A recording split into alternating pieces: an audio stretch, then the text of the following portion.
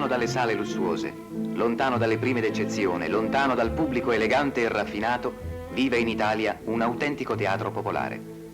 Compagnie di prosa formate attorno a un nucleo quasi sempre a carattere familiare percorrono il paese a bordo di grandi e comodi carrozzoni. Si portano dietro smontato il loro teatro e lo sistemano dove vogliono, negli spiazzi erbosi della periferia delle grandi città o nei paesi o nelle campagne, fin nei borghi più umili. Non hanno obblighi di sorta, non hanno programmi fissi, non hanno adeguate sovvenzioni statali.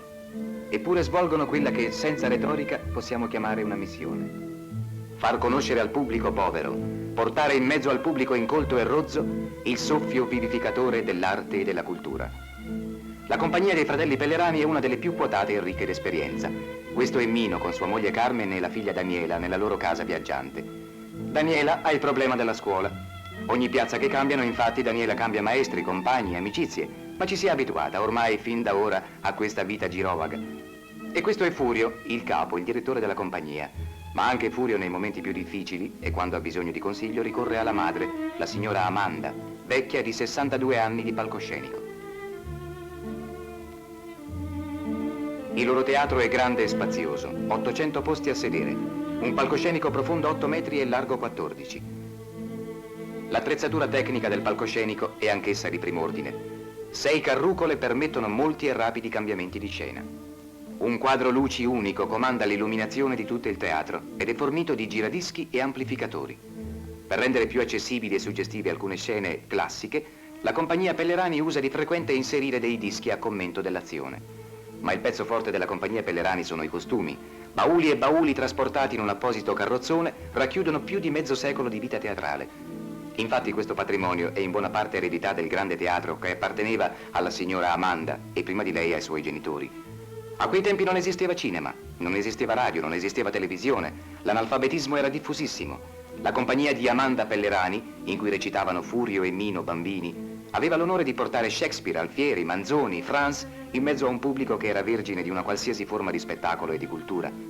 Erano tempi eroici, in cui gli attori erano ancora circondati da un qualche alone di leggenda, di rispettoso timore, e gli episodi, i racconti, le storie che Amanda Pellerani può raccontare di quell'epoca sarebbero quanto mai interessanti e significativi per uno studio del costume e della cultura dell'Italia popolare ai primi del secolo.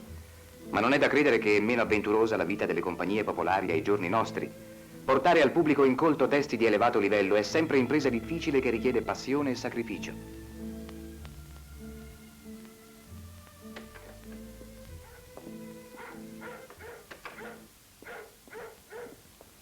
Ogni mattina la compagnia si riunisce nella roulotte della mamma per discutere e decidere il programma serale.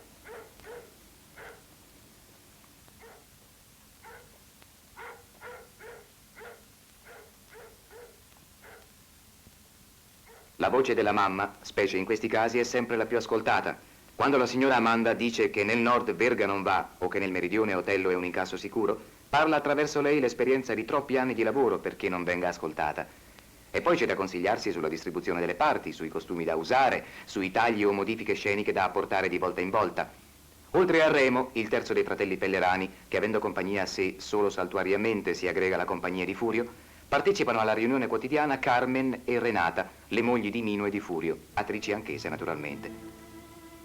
I loro figli giocano intanto nei pressi del teatro, o addirittura sul palcoscenico, dove Osvaldo, scenografo, pittore, direttore di scena e suggeritore, sta preparando la scena per la serata.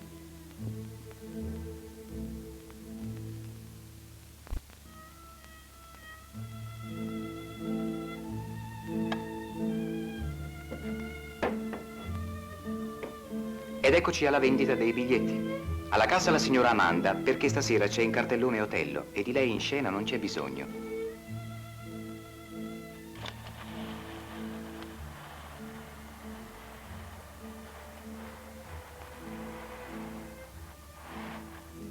L'apertura del sipario ricrea di colpo l'atmosfera di indefinibile magia, il clima particolare d'emozione che si ripete da secoli e da millenni all'inizio di uno spettacolo. Da che teatro è teatro.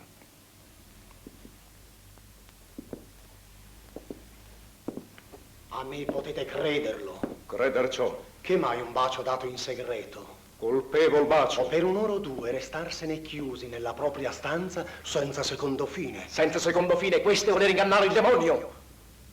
Chi con tale intenzione si dà simili tresche tentato da Satana e tento nel sicuro il cielo. Ma se nulla fanno di male, sarà veniale il peccato.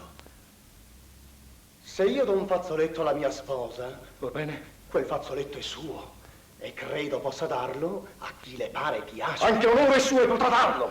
L'onore è una cosa invisibile. Pare che molti l'abbiano ancora e invece l'han perduto da molto tempo. Ma il fazzoletto... Taci! Nel cielo vorrei dimenticarlo e tu me lo rammenti. Che sarebbe se io vi dicessi che lo vidi farvi oltraggio e che l'intesi dire... Che disse? Non so Che disse? Disse che fu accolto. Da lei? Da lei? Come vi piace? Nel mio letto? Che giacque nel vostro letto. Infamia! Nel mio letto. Egli ebbe il fazzoletto mio. Infamia. Opero mio narcotico efficace. Così creduli sciocchi cadete nel mio laccio e le vostre donne innocenti Alternato al repertorio sono classico, le infamate. compagnie popolari hanno un repertorio di più facile presa, ma non per questo più disprezzabile. Eccoci alla scena madre dei Allora, figli mamma, di nessuno. Dov'è quel fanciullo? Quel fanciullo porterà il mio nome. Quel fanciullo è morto. Ecco, una prova di questa terribile sciagura. È un atto autentico e io credevo che fosse falso. Assassina, rendimi mio figlio! Assassina, sei tu che l'hai ucciso! Ladra di fanciulli! Costoro, perché sono ricchi, avranno il diritto di calpestarci sempre, disonorare le nostre donne, e noi dobbiamo rassegnarci e tacere. Poiché non sono un assassino e non posso ammazzare nessuno, voglio almeno che tutti sappiano quello che hanno fatto costoro. Fra le rocce delle vostre cave dove si piange, si muore. Guai a voi, se una voce vi chiamerà alla giustizia. Ed eccoci all'Amleto, atto terzo, scena terza. Una stanza della reggia di Danimarca. Che ogni nome sembrava averci messo la propria impronta per mostrare al mondo che vi può esserci un uomo. E questo è lo sposo vostro. Guardate ora l'altro, che come spiga corrotta ha fatto morire la fiorente pianta che gli cresceva al lato. Non avete voi occhi, ma poteste voi di lasciarvi spaziarvi su questo ameno colle per andare a errare in quella fetida palude? Voi non potete invocare l'amore perché alla vostra età cessa la foga del sangue e provare il senno. Ma quel senno poteva consigliarvi un tal mutamento. Voi avete i sensi, certo, senza di che non sareste una creatura di questo mondo. Ma i vostri sensi debbono essersi ottusi.